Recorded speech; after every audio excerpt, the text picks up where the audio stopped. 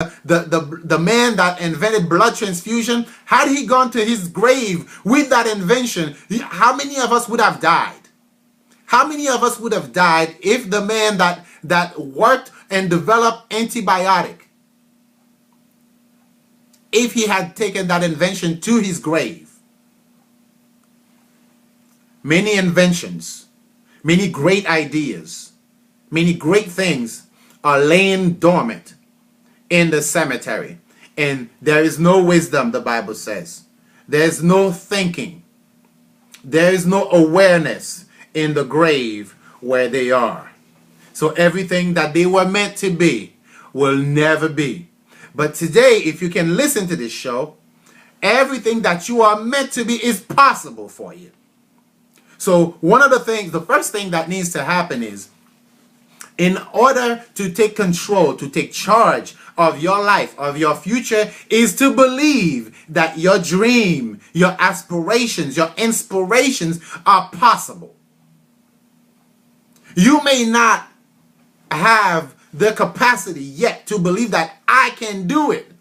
But as you look around and you see other people that have done the same thing, you need to pick up the courage. You got to have faith. You need to work your faith muscle to believe that that inspiration, that dream, that goal that you have in you is possible. Because if you can believe that it is possible, then you will pick up the courage to run after it, to go after it. Oh yes, the first step is to believe that what you have in your mind is possible. Right? It's important to believe that, because I mean everybody, everything that we use, everything that we're using, this microphone that I'm using, they were once in somebody's mind before they come to pass, before they become an object. The house that you planning on building, it's in your mind. It's not yet built. It's gonna come out of your mind and become a building. Okay, so your dreams is possible, because anything and everything is possible to he that believeth, said the good book. Right? So it's important to believe, and oftentimes we don't believe because when we look at the circumstances going on in our lives, when we look at the problems, when we look at the situations, when we look at the lack of education, the lack of finance, when we look at the problems that's going on, we don't believe we can do anything. When we look at the problem that's going on with the kids, when we look at the drugs, the problem that drugs is causing, when we look at the diseases, it's clear to think that it's not possible. Okay? However, if you build up your inner strength, if you let that strength build in you, your belief system, if you work on it to believe that it is possible, then anything will happen. Anything is possible. Okay? Anything is possible. So believing is possible is one of the first steps. The second step, one of the other thing that we need to have a hold of is to become grateful. Yes. Becoming grateful, being thankful for the things that you have in your life is one of the steps toward becoming a successful person, toward turning your dream into a reality. Being thankful. Now, how is being thankful one of the steps? Well, guess what? You bring into your life the things that you focus on. If you're thankful about the good things that are happening in your life, if you're thankful about the blessings that you've received so far, if you're thankful about the fact that you woke up this morning in good health, you woke up this morning healthy, alive, and well. Think about those people that are in a hospital bed right now, that are hoping that someone would visit them. If you're thankful about the fact that you still have a job, you have a bank account, even though it may not be that big, but you have one. It may be under, but you have one, which means that at some point it will get back up there. Okay? If you're thankful about the things that God has put into your life, then what you're doing is attracting more of those blessings. Because ungratefulness is a major problem in the eyes of God and in the eyes of the universe. When you're grateful, what you begin to do is you begin to appreciate everything that's coming into your life. And as you appreciate those things, you turn them around they turn into opportunities. It is a major opportunity today to be alive. None of us is entitled to it. It's an opportunity. It's a blessing. It's an opportunity to do something with these 24 hours that we are now enjoying. So take advantage of this opportunity first by being grateful.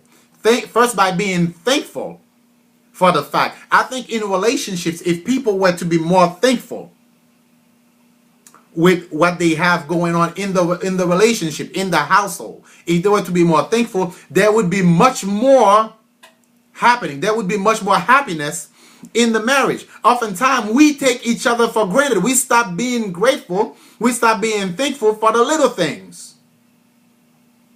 Like, honey, can you get me a cup of water? Thank you so much. That means a lot to me because I was so thirsty. Instead of taking it for granted. When you stop being thankful, you take things for granted. How do you do that? Well, we live in a society that has a lot of people that have become takers instead of contributors. Many of us take from society, take from the opportunities that our world has to offer, that our city, that our government has to offer. We take advantage, we take and take and take, yet the grateful person think about contribution, think about putting in. And if you were to talk to any of those wealthy individuals, you will see that their life is a life of contribution, not a life of taking. I think that's what J.F. Kennedy meant when he said, ask not what your country can do for you, but ask what you can do for your country. How is it that I can contribute to this country? How is it that I can contribute to the lives of the young people that are in prison right now? How is it that I can contribute to those families where the fathers are walking away because they feel that they can't handle the pressure? How is it that I can contribute? And if I'm grateful for the fact that I am blessed to have a wife and kids and have a stable family environment, then I will make it my mission to help those families that are becoming destabilized, that are destabilizing, and help them stay on the right path. So being grateful is important. And it's important to be grateful for the good things. And it's important to be grateful for the bad things that happen in your life. Why to be grateful for the bad things that happen in your life? Well, the bad things that happen in your life, they transform you. They help you become stronger. They help you develop your muscle. They help you develop that inner strength. Because if you can endure this problem, then you can endure anything. If you didn't believe in yourself, if you didn't believe in your capacity to endure problems, stress, and then you've overcome it, guess what? You will believe now that you can do anything. I met a young woman a few weeks ago. Her husband walked away from her with 3 kids. And she said to me, this is the best thing that could ever happen to me because I was too dependent on him. I couldn't see my life without him. I couldn't see my world without him. Now that he's gone, I have the strength. I'm holding down the fort. I'm holding down the family. I'm taking care of my 3 kids, and I'm paying my bills. I'm keeping my job. My kids are in school. Everything is working out just fine. So being thankful for the things that cause you pain is important because we grow when we have pain. When you go to the gym, if the next day you don't feel pain, you basically didn't do anything. Right? I'm in the studio with a personal trainer, and he knows after you've worked out, You have to feel some pain, some discomfort, right? But it is during those times that you grow, right? So don't walk away from the challenges of life. Don't walk away from the pain. Don't walk away from the problems of life, because they are here to help you get stronger. They're here to help you get better. They're here to get faster, get bigger, get more acute, get stronger, get better, right? So it's important to appreciate everything that comes in, right? And as you do that, the universe opens up to you. Every opportunity comes to you. The Lord opens the gates of heaven to pour more blessing into you, because now you're grateful, you get it, you're ready to take action, you're ready to move ahead with your life. The next thing that needs to happen if we are to take charge of our life is to put our fears away. Is to put our fear aside. Yes.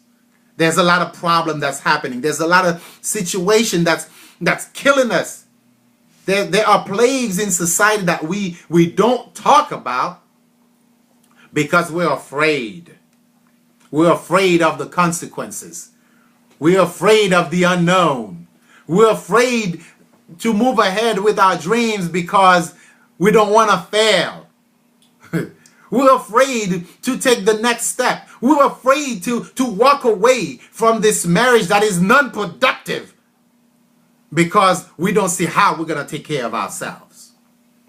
We're afraid to make a move to take control of our lives because we can't see our lives beyond this situation. I think that's one of the reasons why a lot of women and a lot of men stay in relationships that are unfulfilling. They stay in a job that's making them sick. I think that's one of the reasons why a lot of people wake up on Monday morning to go to a job that they hate.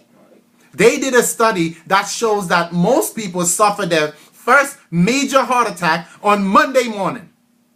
Why is that? Well, because they're going to jobs that they don't like. They're going to their stressful place. They're going to do things that they don't want to do. That's unfulfilling to them. That's unbecoming. That doesn't represent the person that they are. That's holding them back. Now, I'm not telling anyone to go quit your job.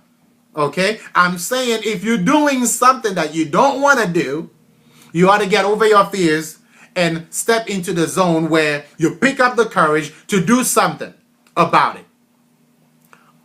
One of the reasons that our teenagers, a lot of them are in prison today, they are behaving in a way that parents can't talk to them, is because parents are afraid. What if he calls 911? What if he gets me arrested? What if I spank my child and then, I get deported or something? I mean, the fear comes from everywhere.